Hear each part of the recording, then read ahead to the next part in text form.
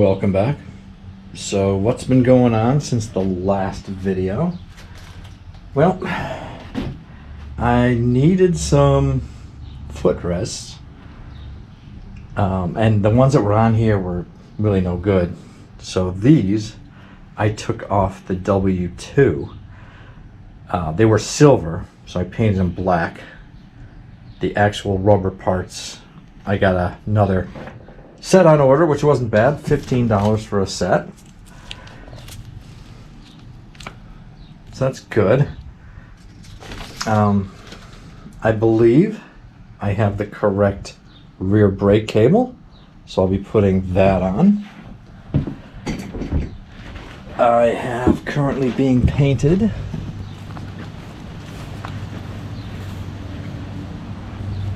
a steering damper, which I don't know if it really needs it or not, but it was on the bike originally, so it's gonna get one. 68 is under the cover. Pulled it out of its storage. So yeah, let's get this cable on and get going, because it is hot here. I mean, not just hot, but humid. I can only come out for a little while each night. This should be straightforward, at least it better be. Just undo the nut, pull that back so the cable is exposed. We'll put that through.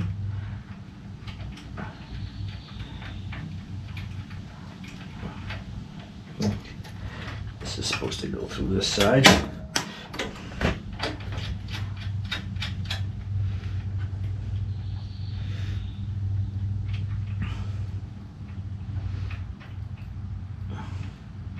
Tighten that.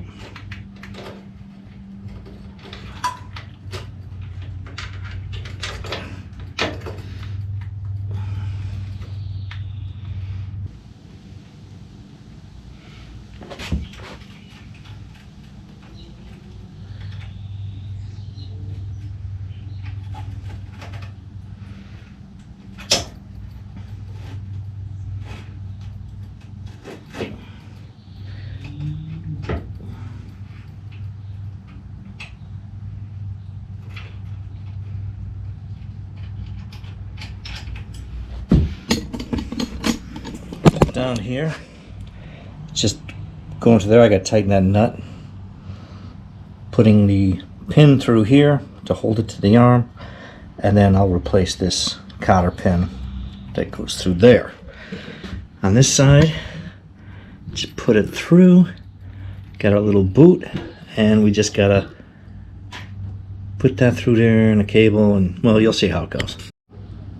There's always got to be something. The one of these that came with it didn't fit through here, so I'll have to use the one that's in there. Probably some stupid change they made mid-year or something.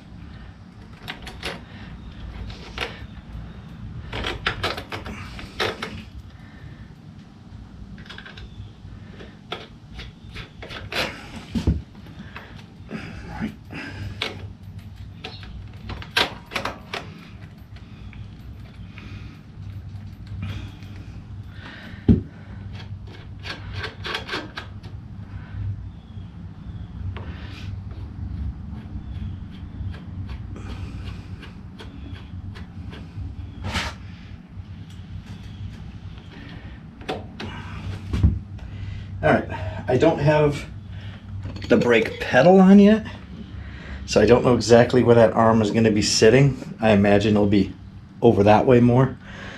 And I can't put the arm on until I put the primary cover back on, which I don't have the gasket yet, the new gasket.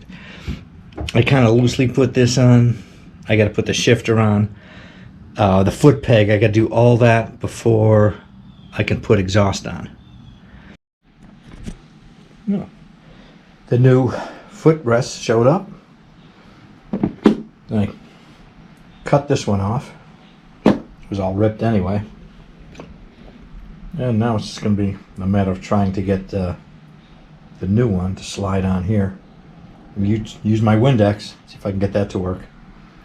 And I'll probably end up beating the crap out of it to get it on there. We'll see.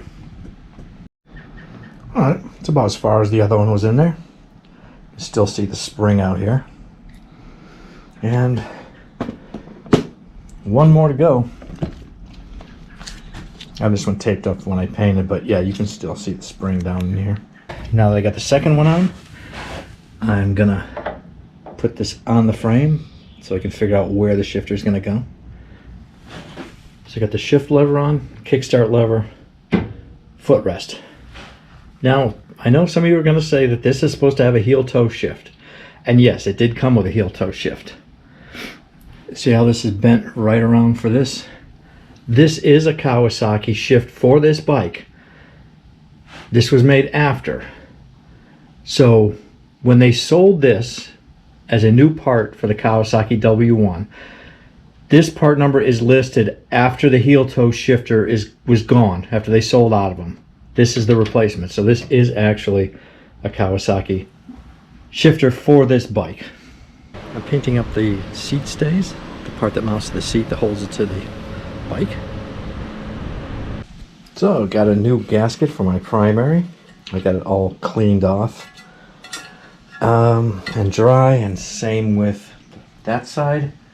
I believe I'm gonna put a little bit of Honda Bond sealer or 3 Bond, one of the two that I have here, just to try to, you know, prevent any more leaks coming out of this thing. I don't see anything wrong with it. I don't know why it leaked. This gasket is a made in USA gasket, probably a little, hopefully a little better than the made in China gasket that was probably on there. So put some sealer on, get that gasket on, put it on. I won't put any fluid in it till tomorrow, just to give it time to set. But after I get the primary cover on, hopefully I can get the brake pedal on and the footrest. Primary cover's back on, and I did get the gasket for this cap. I will fill this up tomorrow. I think I'm going to put this side foot peg on. But maybe I have to put the brake pedal on first, because the only stop I can see for the brake pedal is that it hits the foot peg. Otherwise, nowhere on here do I see anything that makes this brake pedal stop from coming up any further. You know, like the Yamaha and all them, they have a screw that adjusts and hits a tab or something, but all the pictures I've seen of these, I cannot find a stop.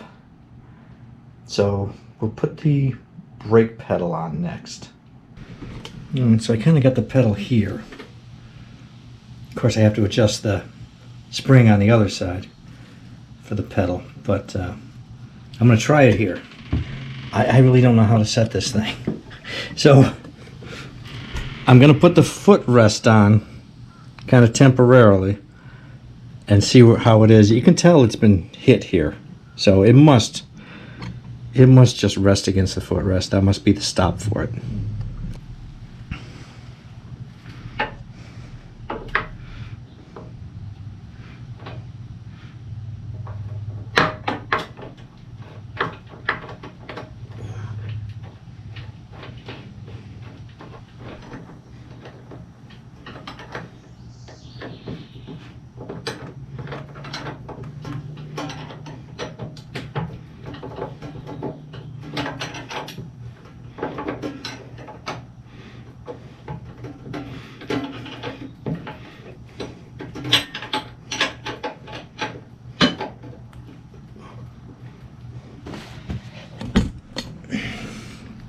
Okay, so that hits there. That's there now. Just drop it way too low, but we can adjust the brake cable on the other side. Get our brake light switch spring set. And we should be all done with that. I should have this set good enough for now. Hopefully this rear brake light switch will work. I'll put that spring on it and we'll check it out. Alright, let's turn the key on and push the brake pedal. There we go. So that works. I'm test fitting the exhaust. Pea shooters on the back. Trying to get it so it will clear the center stand, which I think I can do. I've got to cut this bracket down some and maybe give it a bend or so. The other pipe for the other side, I went to put that on with the flange, and part of the flange is gone. A little ring that's welded onto it. So it's not holding on that side. So I got to find something that I can slip over that pipe that'll hit that ring first. Maybe that'll help. I feel like we're in the home stretches here. So I put the exhaust pipes on and I put some pea shooter mufflers on there. See a couple of pieces of bracket I didn't use. It came with like some universal brackets, so I had to cut and bend them to get the mufflers to sit where I wanted them, because on the left side of the bike